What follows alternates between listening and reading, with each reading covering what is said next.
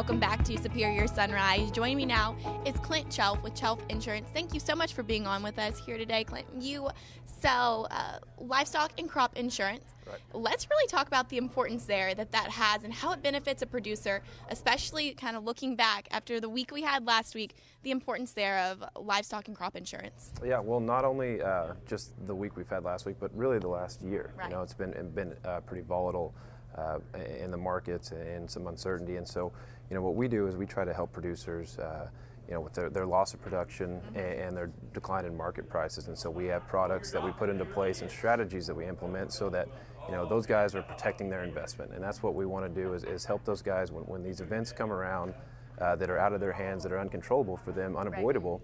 We want to have strategies in place that allow them to protect that investment and make sure that, you know, we lessen the blow and things like disease, drought, freeze, like we've just had. When those come along, to have a strategy so that those guys, you know, don't lose it.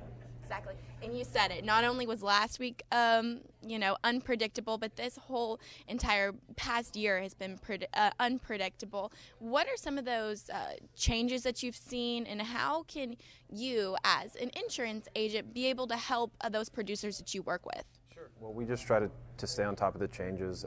Crop insurance is you know, relatively complex, and so there's always moving parts and things changing. And so for the 21 crop year, the biggest change, the most positive change, happened with the livestock risk protection policy. And the LRP policy is a way for producers to establish a baseline price. So if the market goes against them, they'll have that baseline price.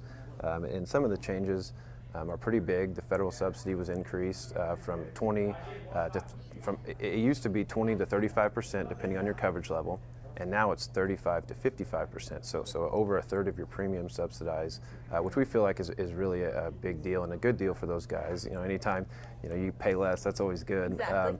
And then some ownership requirement changes. They've increased so that producers can market and sell their cattle up to 60 days prior to their endorsement expiring, which is great. And then, you know, the biggest change that we feel like is the best for these guys is the way the premium is billed and paid. So in the past, at inception of the policy, whenever they take the coverage out, they'd have to pay the premium, which makes sense to everybody.